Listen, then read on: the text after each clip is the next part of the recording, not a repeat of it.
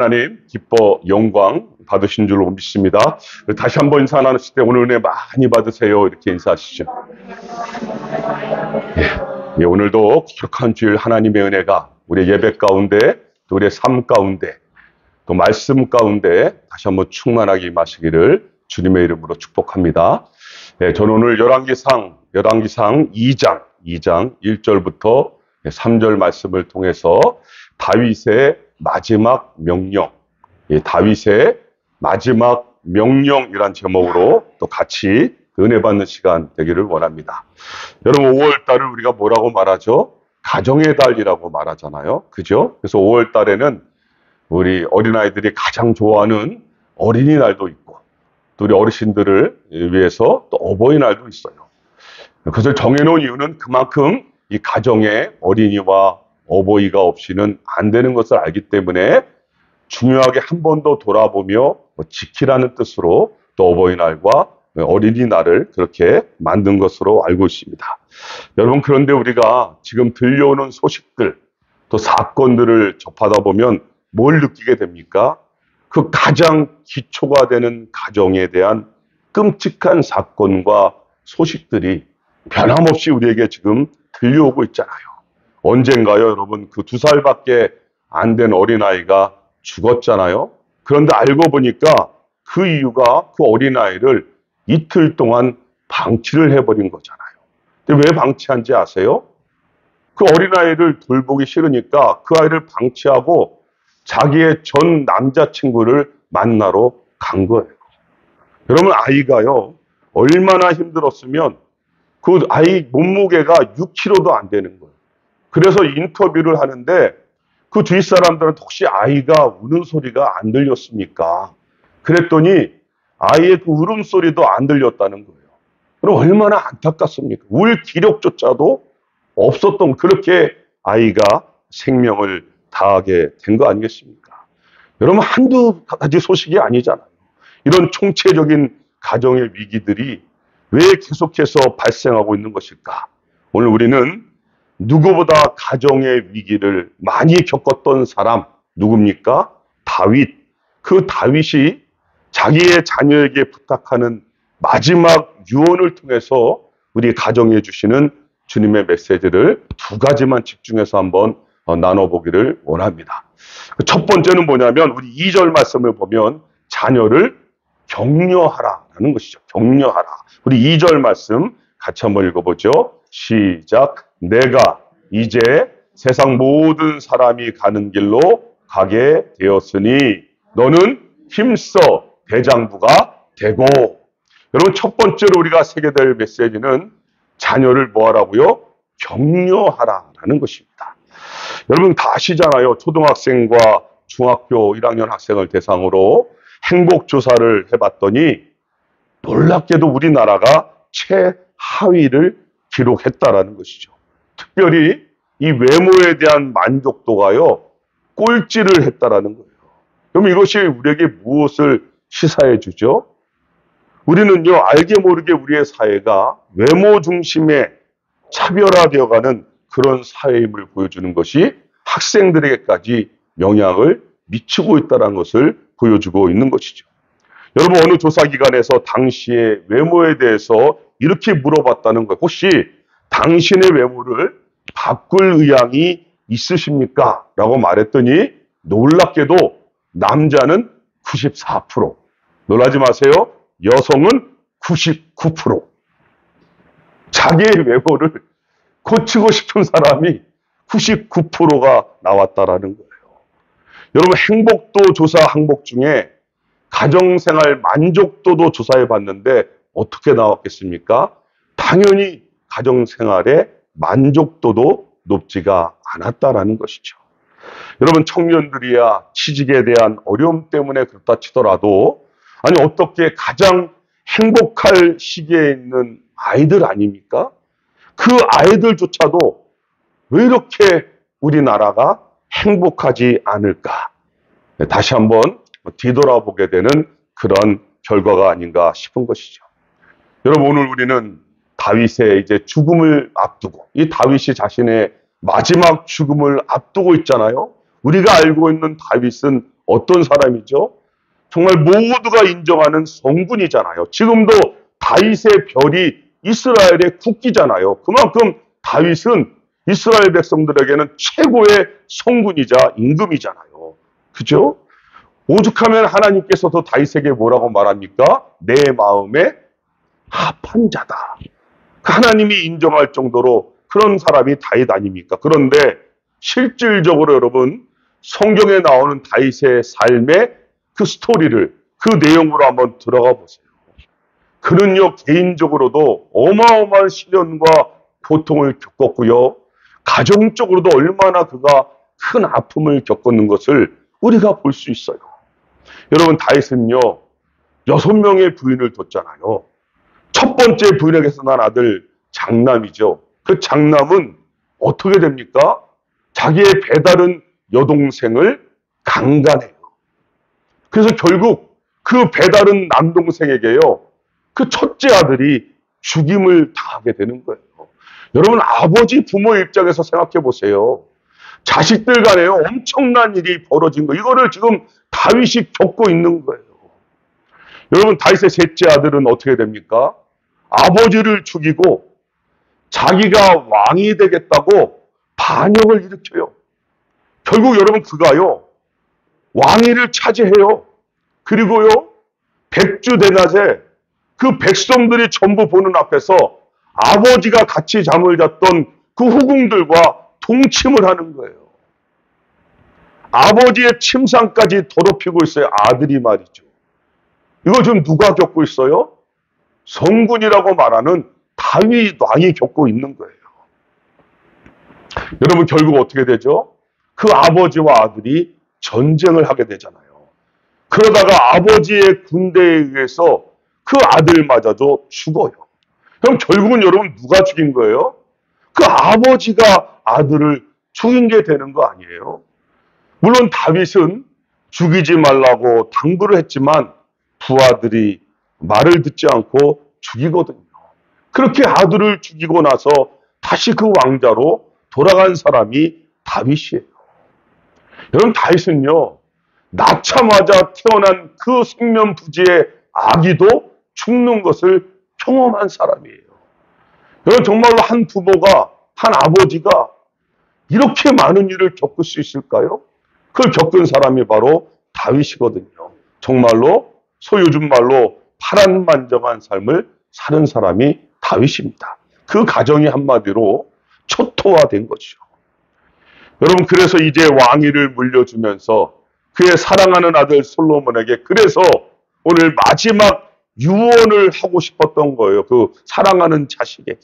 그래서 여러분 오늘 본문의 시작을 보면 아들에게 부탁이나 권고가 아니라 명령한다라고 말하고 있거든요. 우리 1절 말씀 같이 한번 읽어보시죠. 2장 1절입니다. 시작. 다윗이 죽을 날이 임박하매 그의 아들 솔로몬에게 명령하여 이르되. 여러분 부탁이나 권고가 아니에요. 다윗이 뭐하고 있어요? 그 사랑하는 아들에게 명령을 하고 있다는 사실이죠. 선택사항이 아니라는 거예요. 지켜도 되고 지키지 않아도 돼야 할 그런 문제가 아니라는 것이죠. 반드시 행하야만 하기 때문에 명령을 하고 있어요. 왜 그럴까요? 그것은 하나님과 연관되어져 있기 때문이에요. 여러분 다윗은 누구보다 그 사실을 경험했던 사람 아닙니까? 그래서 하나님께 순종하면 그에 대한 하나님의 축복이 수반된다는 것을 그의 사랑하는 아들에게 꼭 가르쳐주고 싶었던 거죠. 여러분 그 다윗의 유언이 뭡니까? 오늘 본문에 보니까 격려의 말로 시작하고 있잖아. 2절 다시 한번 읽어보세요. 그 내용이 무엇입니까? 2절입니다. 시작. 내가 이제 세상 모든 사람이 가는 길로 가게 되었으니 너는 힘써 대장부가 되고. 아멘. 여러분 다윗의 아들을 향한 유언이 뭡니까? 사실은 격려하고 있는 거예요. 뭐라고 격려하고 있습니까? 힘써 대장부가 되라. 여러분 영어로 보면 더 쉽게 받았죠. Be strong, be a man. strong. 격려를 하고 있는 거예요. 그렇죠? 힘내라는 겁니다. 두려워 떨지 말라는 거예요. 이제 아비가 죽더라도 아버지가 없더라도 더욱 왕으로서 뭐라고요? 담대해져라 라고 사랑하는 아들을 향하여 마지막 명령하며 격려하고 있는 겁니다. 여러분 어떤 의미가 담고 옵니까? 또 한편으로는 행복한 가정을 이루라는 말씀을 아들에게 전하고 있는 거예요. 너는 나처럼 내가 걸어왔던 그러한 참담함을 너는 겪지 말라고 아들에게 강하고 담대하라고 그렇게 격려의 말을 하고 있는 것이죠. 여러분 요즘 이 시대의 화두어 중에 하나가 뭡니까? 소통이잖아요. 어디나 우리가 소통 그런 말을 하고 있지 않습니까? 왜요? 그만큼 우리 시대는 불통의 시대이기 때문이라는 거죠. 지금 가정의 가장 큰 문제도 바로 이 소통에 있다는 것 아닙니까? 부부 간에도 부모와 자식 간에도 소통이 점점 상실되어져 간다는 거 아니겠어요? 여러분 그런데 더 중요한 건 뭡니까? 하나님과 우리 사이의 소통이 뭐예요? 기도잖아요. 하나님과 우리 사이의 소통은요, 기도로 이루어지는 거예요. 그런데 안타깝게도 점점 교회의 기도가 사라져가고 있어요. 그 말은 무슨 의미입니까? 그 말은 당연히 우리의 삶의 모든 영역에서 문제의 골이 더 깊어져 갈 수밖에 없다는 것을 가르쳐주는 거 아니겠어요? 그죠? 여러분, 아빠는 왜? 라는 제목의 시로 초등학교 2학년 학생이 지은 것이 화제가 됐던 적이 있었죠. 이런 내용이에요. 아빠는 왜? 엄마는 있어서 좋다. 나를 이뻐해 주어서. 냉장고는 있어서 좋다. 나에게 먹을 것을 주어서. 강아지도 있어서 좋다. 나랑 놀아주어서. 아빠는 왜 있는지 모르겠다. 얼마나 가슴 아프죠, 사실은. 이게 지금 이 한국 사회에 살아가고 있는 아버지들의 현실 아닐까요? 여러분, 우리 자녀들이 원하는 것이 뭘까요? 물론 스마트폰이겠죠. 그죠? 그것이 일이라고 말하고는 있어요. 그러나 정말로 여러분 깊이 생각해 보면 자녀들이 정말로 원하는 것은요, 격려의 말이에요.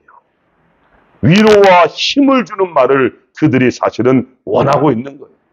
여러분, 위로와 힘을 주는 말은 사실은 나이를 뛰어넘지 않습니까? 저도 여러분, 저에게 누가 위로와 힘을 주면 저도 좋더라고요.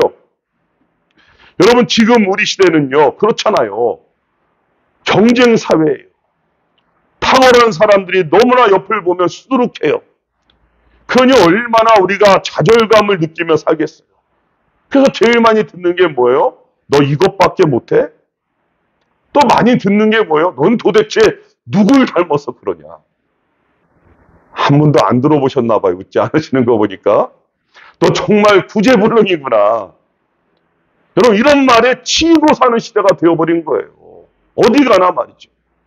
여러분, 그런 그들에게 따뜻한 격려의 메시지야말로 새로운 힘을 주는 그런 능력이 있지 않겠습니까? 여러분, 그런 의미에서 우리 한번 옆에 계신 분들에게 이렇게 한번 힘을 주시죠. 힘내세요. 화이팅입니다. 화이팅입니다. 여러분, 저는요, 성경을 보면 볼수록 놀라운 것은 하나님은요, 언제나 우리에게 뭐하고 계세요? 격려의 메시지를 던져주고 계시다는 것을 성경을 보면 볼수록, 읽으면 읽을수록 깨닫게 되는 거예요. 그래서 누가 저에게 성경을 한마디의 단어로 요약하면 뭐라고 말할 수 있겠습니까? 그러면 저는 주저하지 않고 말할 수 있어요. 사랑. 우리를 향한 하나님의 사랑. 그 사랑을 다른 말로 표현하면 우리를 향한 하나님의 격려와 희망과 위로의 메시지로 가득 차 있는 게 뭐라고요? 하나님의 말씀이에요. 그래서 그렇게 성경 말씀을 보라 그러는 거예요. 그래서 오늘 다윗도 하나님의 말씀을 붙잡으라고 하는 이유가 바로 거기에 있는 것이죠. 여러분, 오늘이 특별히 어린이 주일이잖아요. 우리 사랑하는 자녀들에게 오늘 한번 카톡을 좀 날려주세요. 전화도 먼저 한번 해보세요. 그리고 자녀들에게요, 한번 오늘 사랑한다고, 힘내라고, 전 나 부끄럽지만 너의 옆에는 항상 이 아버지가 있다고. 이 아빠와 엄마는, 아버지와 어머니는 항상 너의 편이고, 여러분 더 중요한 거, 아빠와 엄마는 너희들 위해서 항상 기도한다. 꼭 이렇게 여러분 오늘 실천하시기를 바랍니다. 아무도 아마 안 하세요? 실천하시기를 바랍니다. 예. 여러분 그렇습니다. 우리 주님이 우리를 친히 지금 뭐하고 계신다고요? 격려하고 계세요. 다른 말로 하면 우리 주님이요, 지금 우리의 손을 꽉 잡고 우리를 위로하고 계신 거예요. 여러분 힘드시잖아요. 어렵잖아요. 여러 가지 상황들의 고통이 있잖아요. 근데 주님이 뭐라고 말해요? 우리의 손을 잡아주시면서 내가 네 손을 절대로 놓지 않을 거야. 내가 너와 항상 함께 할 거야. 이 주님의 격려를 받아 누리시는 또 그 사랑을 우리의 자녀와 이웃들에게 전달하는 우리 모두가 되시기를 주님의 이름으로 축복합니다. 오늘 또 한 가지 우리가 말씀을 통하여 우리에게 제시하는 것은 자녀에게 형통한 길을 제시하라. 자녀에게 뭐라고요? 형통한 길을 제시하라. 우리 3절 말씀 같이 한번 읽어보시죠. 3절입니다. 시작. 내 하나님 여호와의 명령을 지켜 그 길로 행하여 그 법률과 계명과 율례와 증거를 모세와 율법에 기록된 대로 지키라. 그리하면 내가 무엇을 하든지 어디로 가든지 형통할지라. 아멘. 여러분 우리는 형통 그러면 주로 무엇과 연관시키죠? 성공이라는 단어를 떠올리고 있습니다.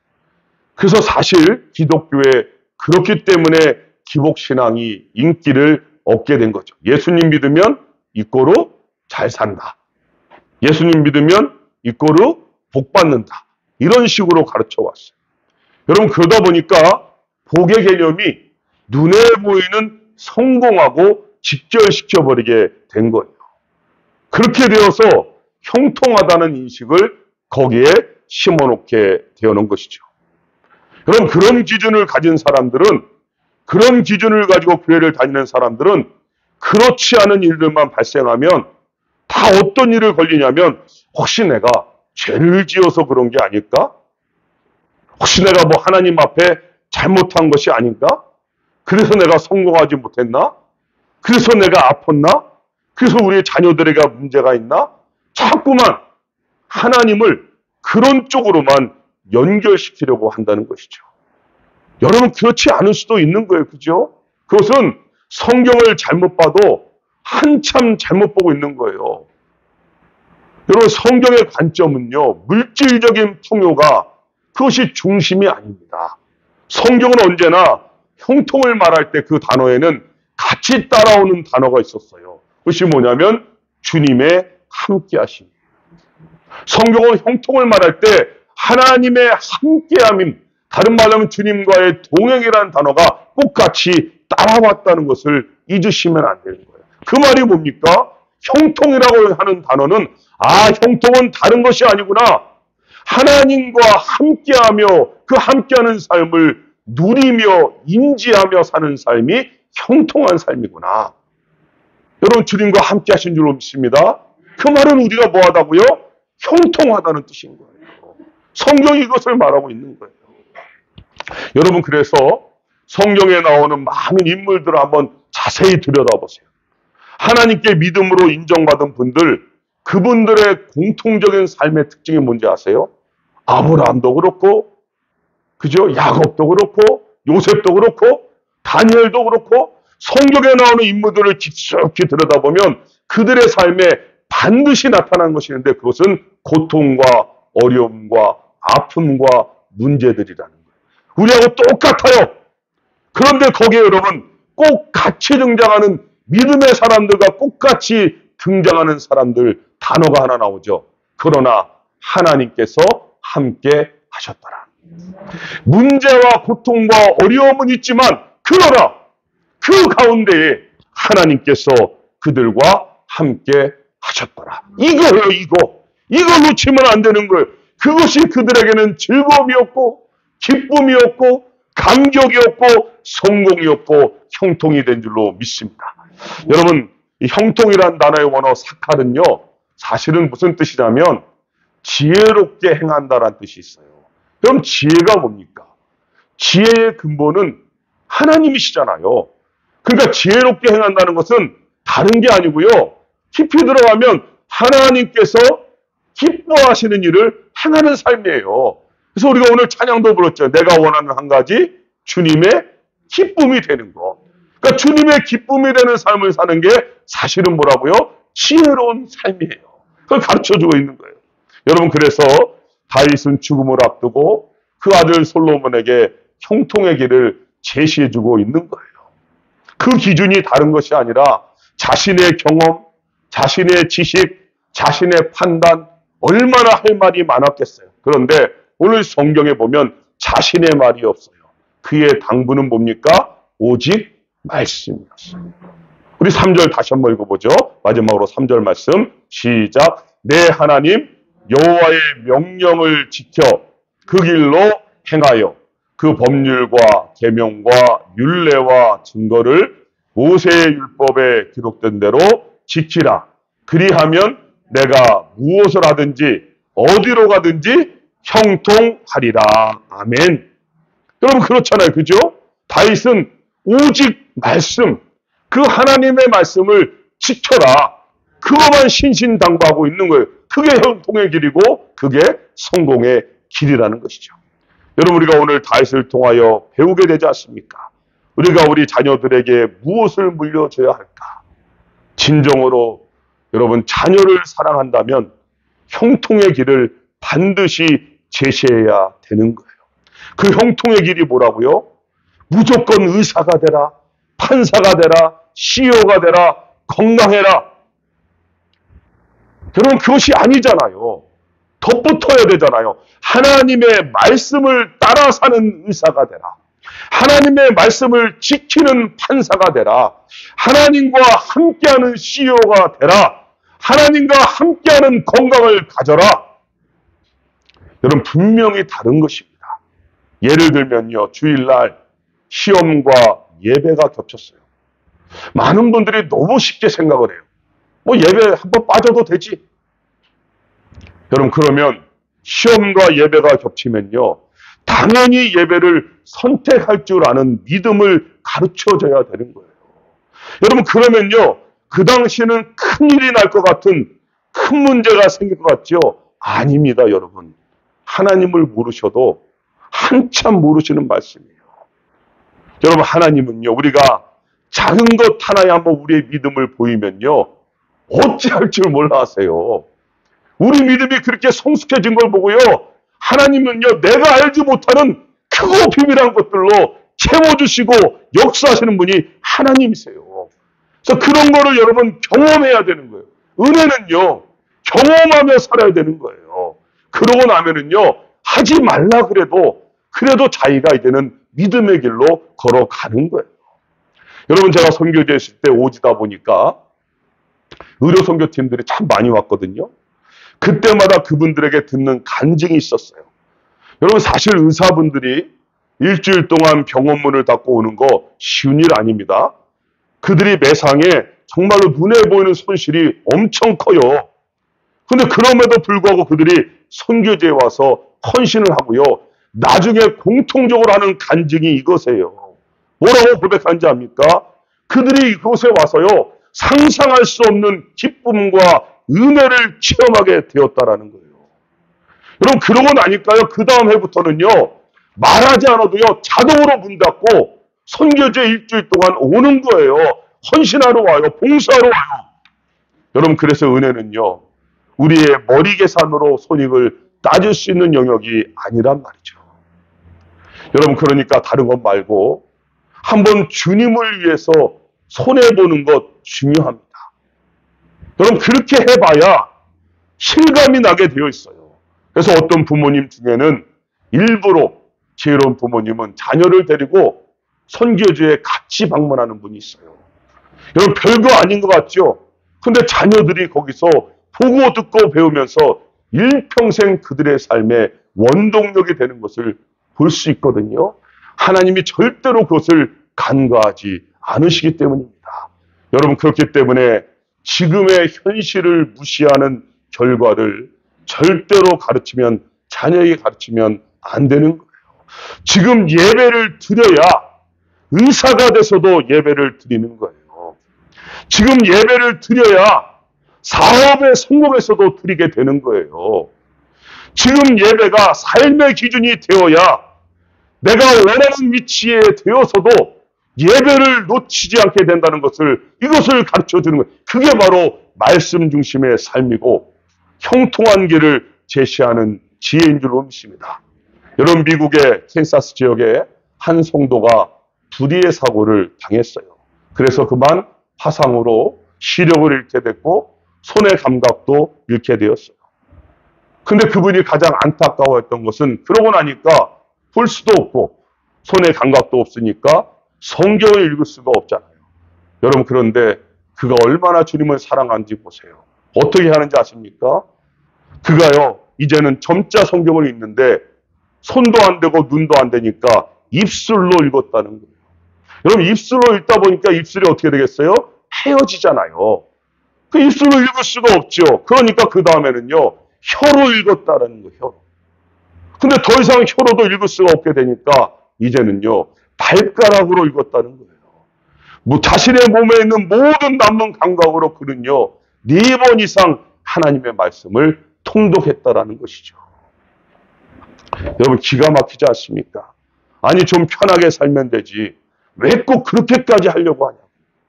여러분, 사실은 그 하나님의 말씀을 읽으면 읽을수록 그 말씀이 그렇게 만들어가는 거예요. 왜요?